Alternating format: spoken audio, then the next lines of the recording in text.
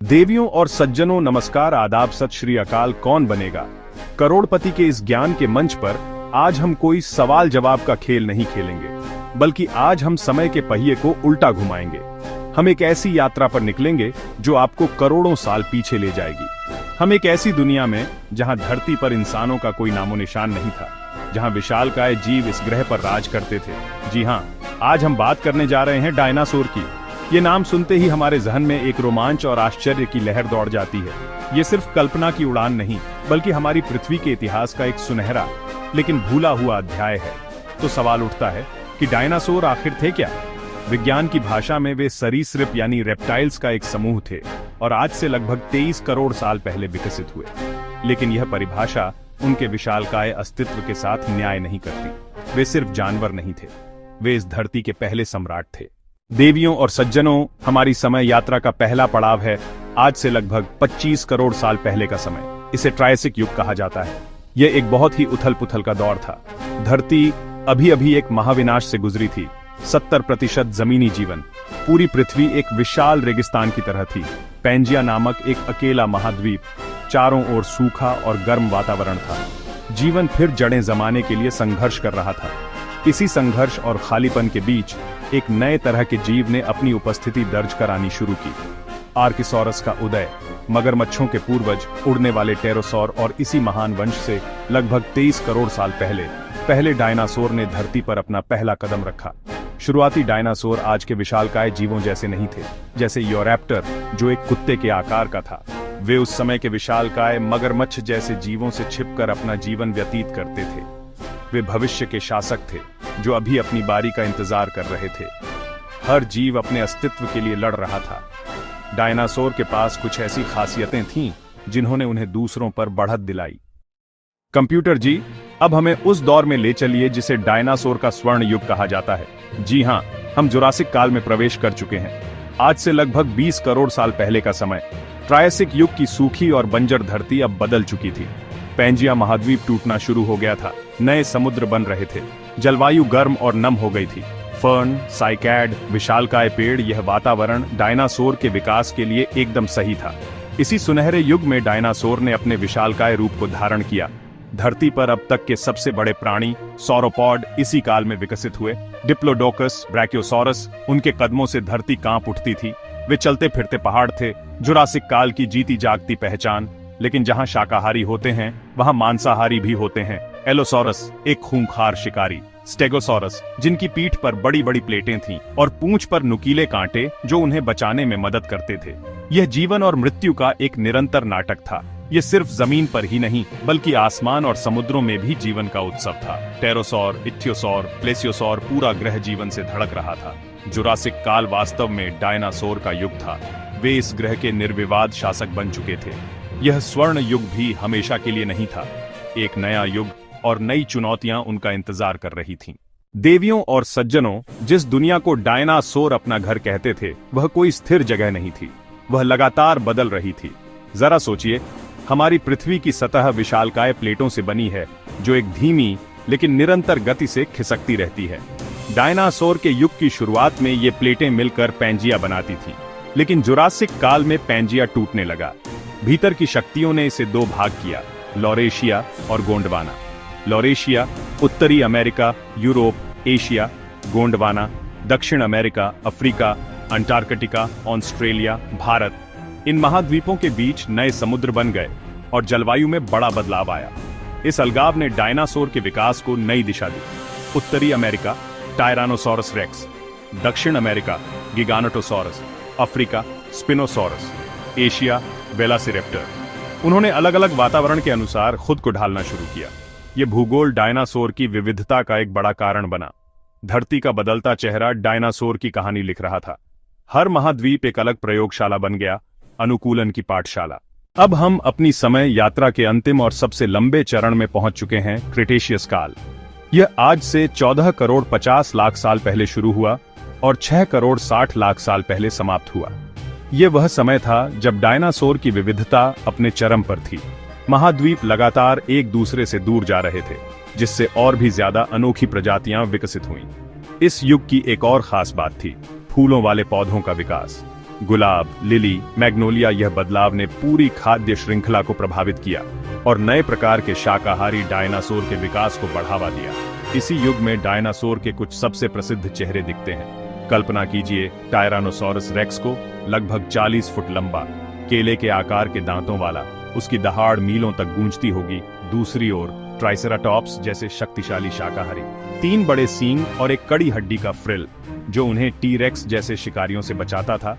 T-rex बनाम triceratops महाकाव्य लड़ाई उत्तरी अमेरिका के मैदानों में। यह सिर्फ बड़े डायनासोर का युग नहीं था। वेलोसिरैप्टर बड़ी टर्की के आकार, पंखों से ढका, झुंड में शिकार करते थे। उनकी बुद्धिमत्ता और गति उन्हें खतरनाक बनाती थी। आसमान में क्वेट्ज़ालकोट्लस उड़ रहे थे, समुद्रों में मोसासॉरस का आतंक, शार्क, अन्य समुद्री सरीसृप जीवन, हर तरफ फल फूल रहा था। डायनासोर ने हर माहौल में खुद को ढाल लिया था। वे 16 करोड़ वर्षों से इस ग्रह पर राज कर रहे थे। लेकिन प्रकृति का नियम है कि कोई भी चीज हमेशा के लिए नहीं रहती। नियति ने उनके लिए कुछ और ही लिख रखा था, एक ऐसी घटना जो कुछ ही पलों में इस हरे भरे ग्रह को जलते हुए नर्क में बदल देगी। उनके स्वर्ण युग का अंत बहुत निकट था। देवियों और सज्जनों, जब हम डायनासोर की बात करते हैं, लेकिन क्या आप जानते हैं कि हमारा अपना भारत भी इन विशालकाय जीवों का घर था? विशेष रूप से मध्य भारत में नर्मदा नदी की घाटी डायनासोर के जीवाश्मों का एक खजाना साबित हुई है।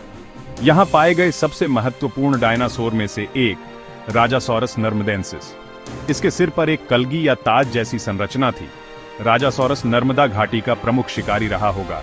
टाइटनोसॉर, लंबी गर्दन और लंबी पूंछ। मध्य प्रदेश जबलपुर के पास लाखों अंडे मिले। इससे पता चलता है कि वे झुंड में आकर एक ही स्थान पर अंडे देते थे। ये खोजें बताती हैं कि भारतीय उपमहाद्वीप का डायनासोर युग कितना समृद्ध था। यहाँ सिर्फ राजासोरस और टाइटनोसॉर ही नहीं, कई अन्य प्रकार भी थे।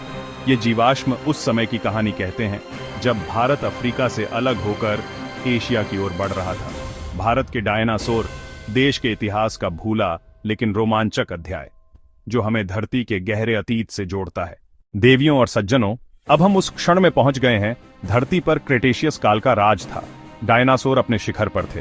सब कुछ सामान्य लग रहा था। लेकिन फिर एक दिन आसमान में एक दूसरा सूरज दिखाई दिया। यह कोई तारा नहीं था, बल्कि एक विशाल चट्टान थी। वह उल्कापिंड आज के मेक्सिको के युकाटन प्रायद्वीप से टकराया। उस टक्कर से इतनी ऊर्जा निकली जितनी करोड़ों परमाणु बमों से एक साथ निकलती। एक पल में टक्कर वाली जगह पर हजारों मील के दायरे में सब कुछ भाप बन गया। उस टक्कर ने पूरी पृथ्वी को हिलाकर रख दिया। भयानक भूकंप आए, महासागरों में मीलों ऊंची सुनामी की लहरें उठी। लेकिन असली विनाश तो अभी बाकी था। खरबों टन धूल, चट्टान, सल्फर वायुमंडल में फैल गए।